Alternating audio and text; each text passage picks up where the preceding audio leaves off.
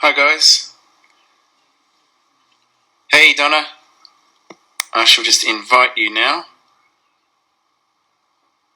There you go. You should get that now. That should be coming through to you. Invitation. Hi. Hey. Hi there. How's it going? Very well, thank you. It's another glorious sunny day in Margate. How are things? How are things in your neck of the world? We have a typhoon coming, so it could be a little bit windy and a bit rainy, but it's hot. It's like mid-30s, so one of those hot tropical days. So, anyway, look, I'm glad that we were able to do this without any problems. That was easy, so that's great. Very smooth. Well, thank you for joining me today. I know you and I have interacted on Instagram, but it's I've never spoken to you, so this is a real pleasure for me to actually meet you. I know. I kind of feel like we already know one another, but hi. Yeah, exactly. Yeah, it feels like that. So now we're actually talking for the first time. So it's a little bit strange, but not really, if that makes sense. Yeah. Yeah, absolutely. So things are, now that you're opened up again in the UK, are things going okay for you now again in your practice? Absolutely. Since restrictions started lifting after lockdown, whatever number it was, business has just gone absolutely nuts. Good nuts. Absolute good nuts. I am literally fully booked until October, which is it's it's brilliant. Thank you for the abundance. Wow. Yeah, really good. So some of that's teaching, some of that's in clinic. So a nice mixture, but really good. I think everybody's like, I've been working on my laptop. I've got working from home shoulders. I need a treatment. So that's really, really positive to hear. I was a bit worried that maybe people would be a bit more, I don't want to go outside, I'm a bit tentative kind of thing about going back to a clinical environment, treatment, that kind of thing. I wasn't sure how it was going to affect the UK, so to speak. So that's really great to hear, though, that people have just gone, no, I need a treatment, I need to get back to self-care and looking after one. Absolutely. Are you working in clinic over there, or?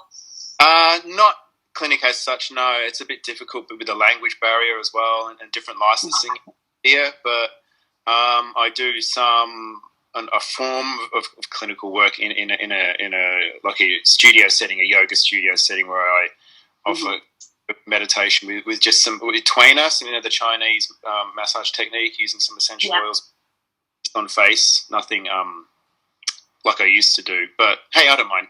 It's fine. But I know when everyone returned here after the outbreak last year, it was real. There was a little bit of standoffish to get people back into clinics and studios. Right. Very quiet for months because everyone was just a bit, apprehensive. Understandably so.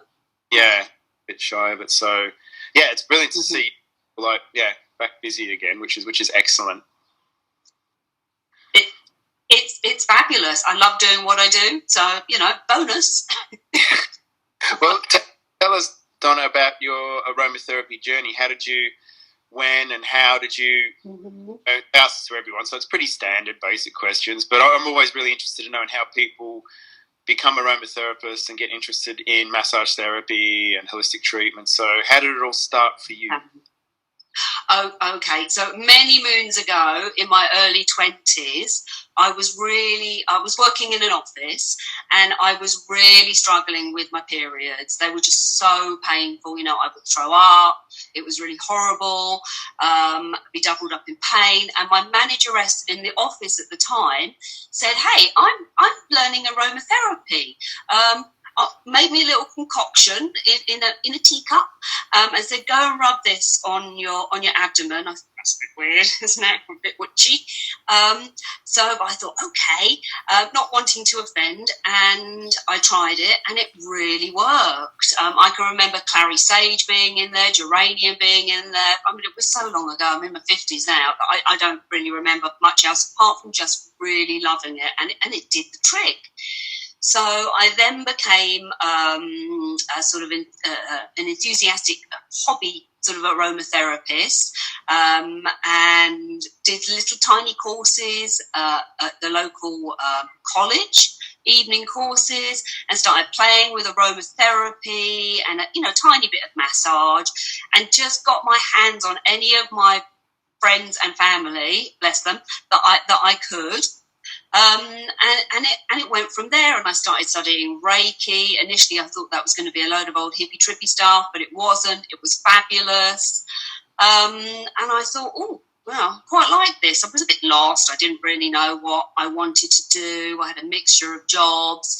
And so one day when I was down the local town centre, there was a display for a local college, one of the tutors there, and I spoke to him about aromatherapy, and he said, okay, if you're serious about this, I really recommend that you don't do it at a local further education place, that you investigate other colleges. And Tisserand came up, and Gabriel Mojay's IFPA at Regent's College came up as well. So I'm a nerd. I did lots of research, and I went up to Regent's College and had a meeting with Gabriel and other prospective students, and I was just blown away by it. I was like a deer in headlights. It just sort of shone out. It's a little bit like when Karen was talking about her mum having prophetic dreams and that sort of thing. It was just sort of like, oh, like a message. And another thing around that time was an advert in a local paper that shone out to me about working at an HIV and AIDS centre. So I started a training course as a volunteer. So I was studying at ITHMA in 1997 and studying to work with this voluntary organisation.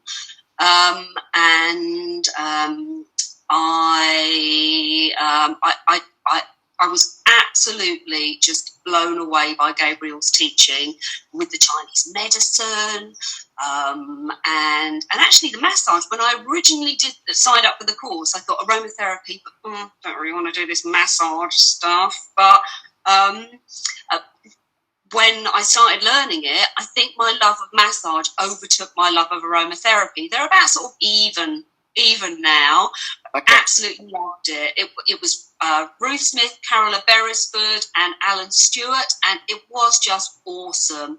You know, we learnt Tai Chi in there, the body mechanics was in there, then Gabriel was so sort of passionate about the energetics of the oils and the spiritual side and the Chinese medicine side. It was just a joy, and I was an absolute nerd.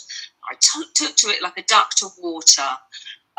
So when I qualified with ITHMA, then a position became available as a therapist with this HIV and AIDS organisation. So I started working for them as well as in my own private practice, and that was fabulous because I got to see a whole real wide spectrum of clients and learnt a lot. I was also going out with this voluntary organisation, you know, educating people about HIV, going to organisations like Home Start and universities, and, you know, just education to try and break down the stigma, bring more awareness, also how to interact sort of sexually safely, that sort of thing. And then I also got asked by the Nightingale Hospice to set up a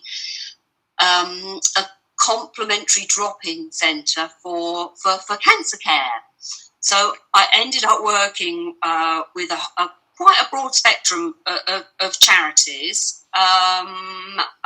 Another HIV charity was specifically for the African community. Now, this was back in the early 90s, so there were quite a lot of African people coming over to avoid some pretty icky situations like the genocide in Rwanda, that sort of thing. So very privileged to work with some people who otherwise might not have access to those sort of that sort of support and these sort of therapies. Just so inspiring with all my cancer, my HIV people, just to be part of their journeys.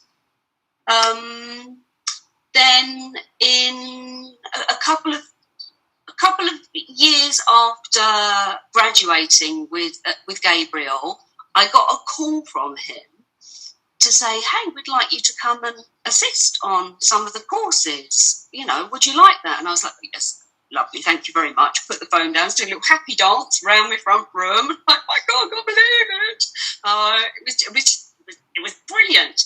So I went and started assisting on some of the CPD, the Indian head massage, and then that progressed to me assisting with the diploma students. And after a little while, I took that side of things over. So I taught the diploma students and taught some of the postgraduate courses. So absolutely marvellous. Just really loved it. I worked quite closely with Fran Rawlings. I don't know if you remember her. She's sadly not with us anymore, but she was my mentor while I was doing like my official teacher training at university. So that she was just brilliant. Loved her. And I've lost my train of thought. So real privilege to work at Regent's College with Gabriel's Institute for quite a few years. And then I started teaching at the Rayworth College in Dorking. They're not around anymore. I used to teach the advanced course in Chinese medicine bodywork.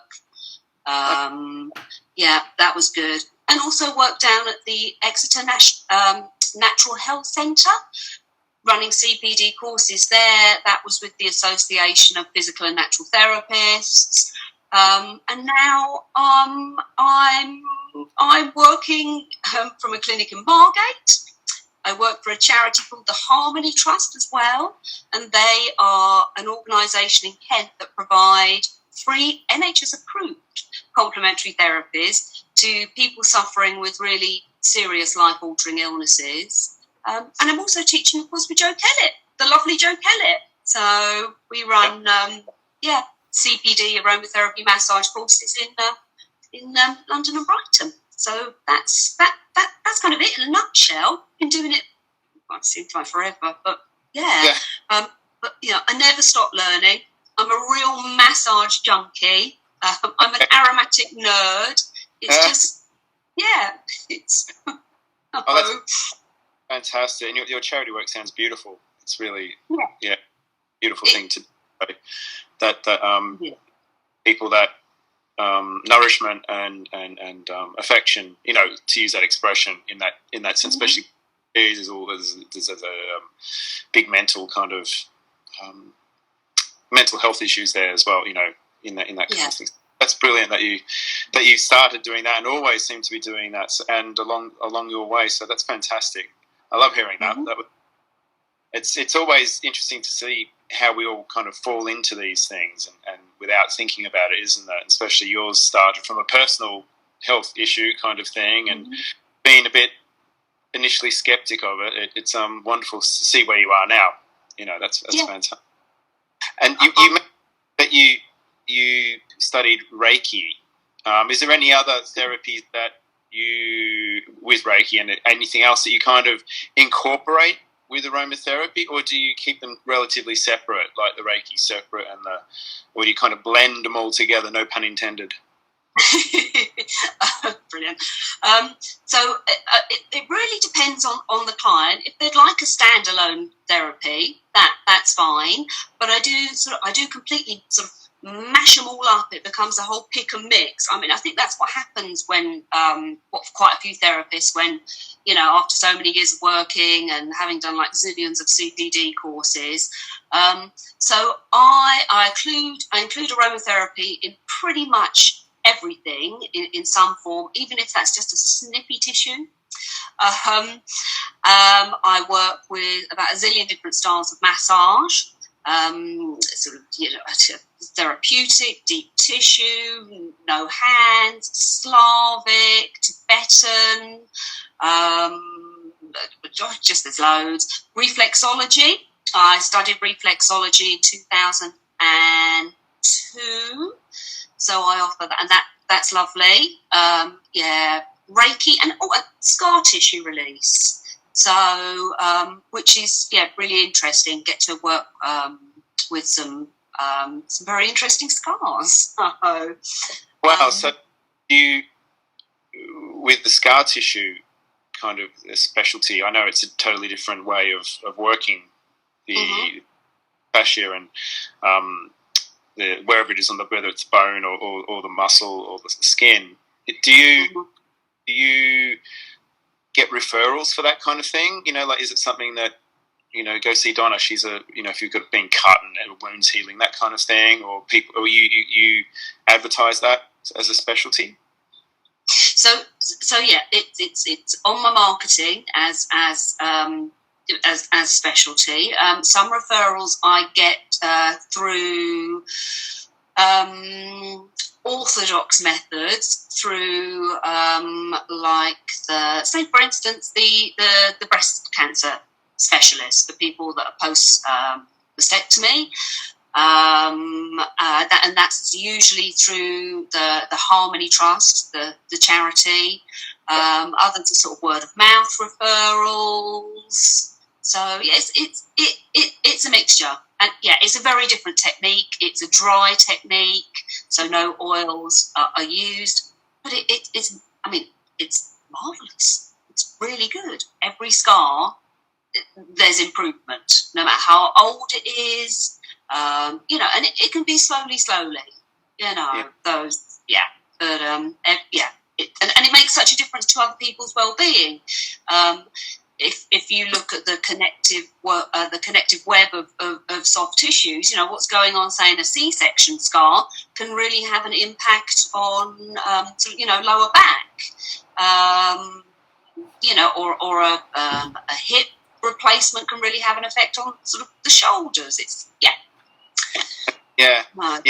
I find it fascinating that the scar massage kind of technies and application. It's something that I'm just personally kind of fascinated in that, because I've seen different videos and whatnot of it, and it actually does really work. It's like it's fantastic.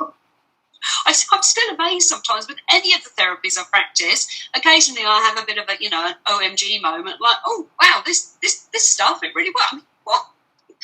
It's always pleasant. I'm like, why am I surprised by that?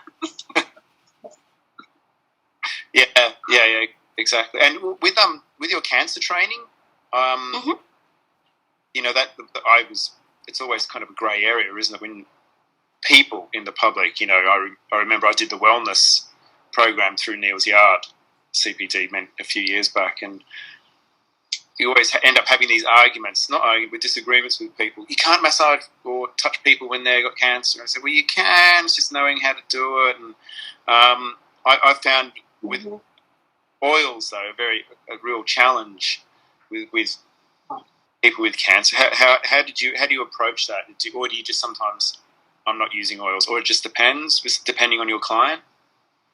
Okay, so it depends. It depends on the client. I mean, obviously, depending on where people are at in their treatment and the type of treatment that they're receiving or have been receiving. Obviously, if it's something like, they're having radiotherapy, you stay away from that area, and you'd work with very gentle, safe oils, like lavender or chamomile or something like that. You'd avoid the ones which could be potential skin irritants. You're not going to put lashings of lemongrass or cinnamon on them or something. So work in low dilution. But I try and include aromatherapy as much as possible. And during the consultation, I work with the clients, very much so. Like we consultation, I pull out quite a few appropriate oils. We smell them together, and they choose. And then I give them a little bit of information about them, so as that they feel empowered and part of their treatment. And it helps to give them, just a little bit of an education. I'm not giving them a mass, big Gabriel lecture on oils or something. They've come to chill out. But it's so beneficial. Again, even if the oil is just on a snippy tissue, and not topically, applied topically, very valuable. And then I might send them away with an inhaler or something. Always try and include oils. Okay, that's cool. That's really. How about in any Reiki? Do you also try and use that as an energetic kind of stimulant as well? Okay, well, do you mean with my cancer people, or just in general? General with Reiki, yeah, just kind of in general. If you know what I mean, if it's something you just hover over the skin with, but still using the oils. Right, okay, so if I'm doing a standalone Reiki treatment, I will apply some oils to a tissue so that the client has got that experience. Sometimes, I pop a little drop on my skin, even though we shouldn't put the needle on the skin. As a silly aromatherapist, maybe just one drop on the skin and then sort of having them inhale them. Most of my Reiki, I work hands-on. So, yeah, and I wouldn't, with Reiki, I wouldn't say like I'm some sort of, fanatical spiritual healer or something. I use it a lot in conjunction with my body work. As we're all holistic therapists, I'm a great believer in, the physical combined with the energetic. So it's just such a great marriage. So yeah. And I'm sorry to pry about that. Sorry, everyone. That's a personal thing because I'm really interested in Reiki at the moment. So and I've been to a few people in Japan actually. So about one day I want to get over there and learn it. But yeah, I love hearing people aromatherapists incorporate it into their practices, into their kind of in body work as well. So yeah, thank you for that. I think that's cool. I always get to this point in the conversation where I have to ask everyone, what are some of your favourite oils or oil blends? Last week was like, I'll give you a blend kind of thing, and Karen was like that as well. So you don't have to be specific because I know it changes all the time. But what are some of your personal ones as well, and also some that maybe you'd like to use in treatment? Okay. I'm glad you've said some, because and it's a really tough question, and it's in constant flux.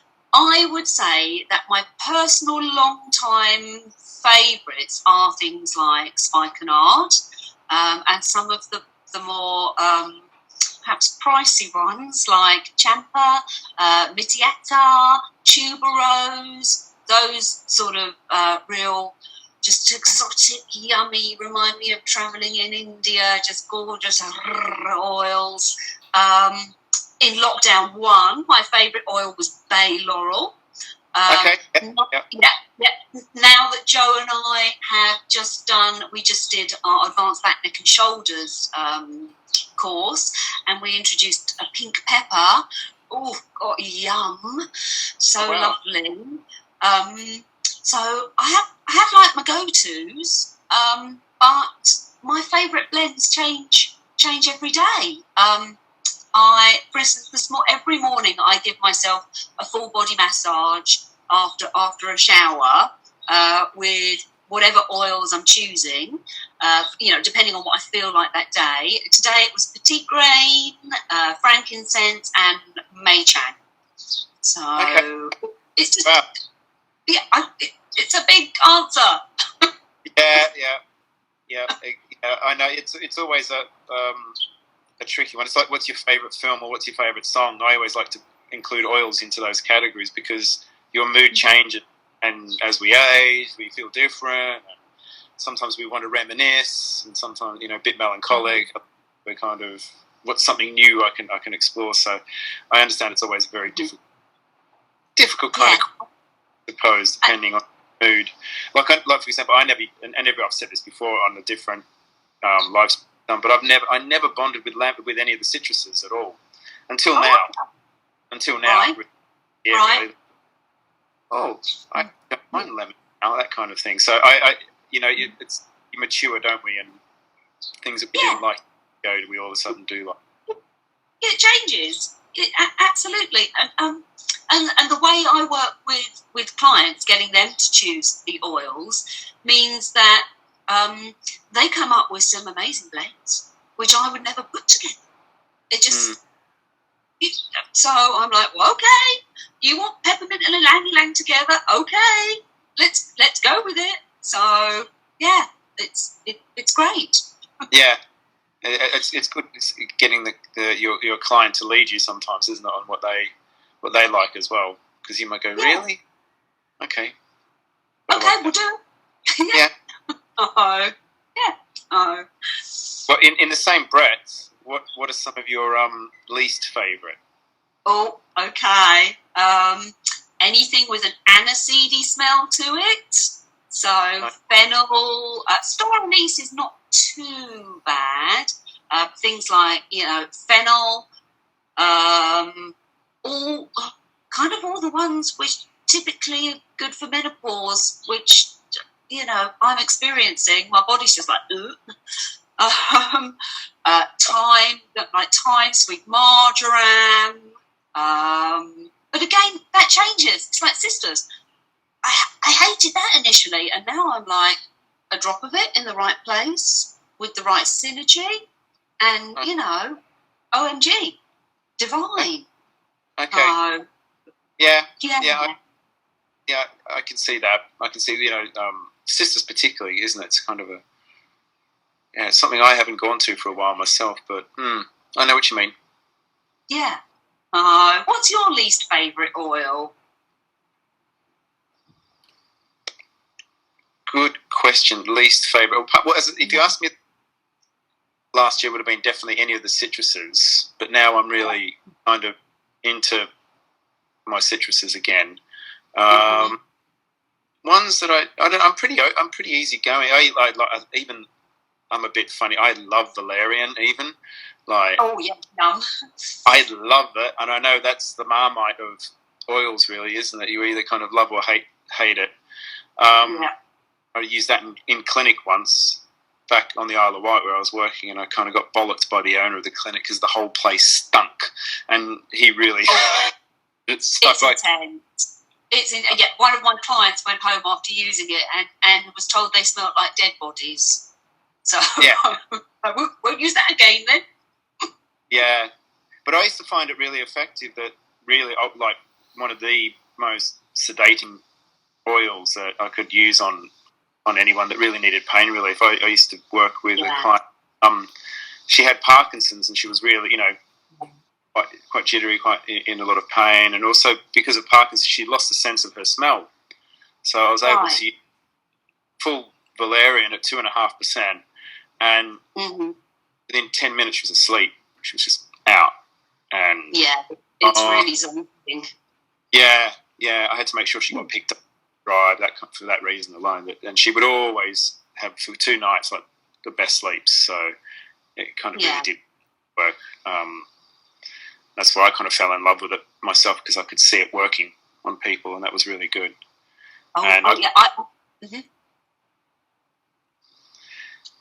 It's not. So I don't know.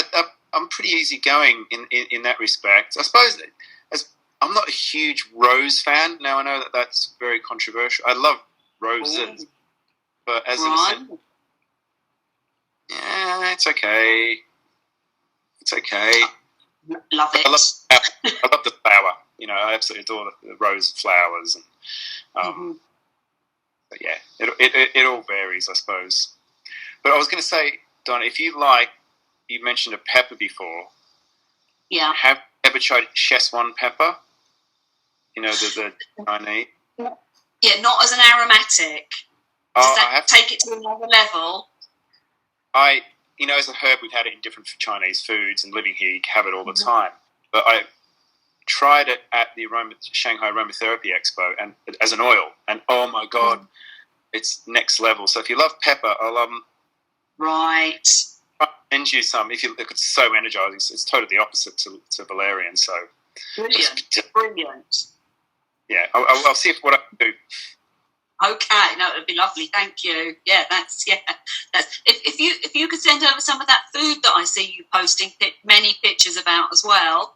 That would be fabulous. I'm always dead jealous and drooling.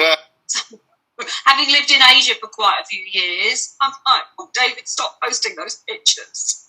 I'm sorry. Yeah, I'm sorry. It is an addiction. I have calmed myself down with my food photos. It's really bad. It's like I'm constantly got my camera out. I'm terrified. I'm like, what am I doing? I've got to calm this down. I just get overly excited. It's mainly, as you know, with you know the aromatics and the smells of it as well. It's just like, I'm pretty spoiled. Yeah, do miss a good street food market. So, yeah. Where did you live in Asia? Oh, okay. So I lived in Thailand for about 3 years, and Indonesia for a year. Okay.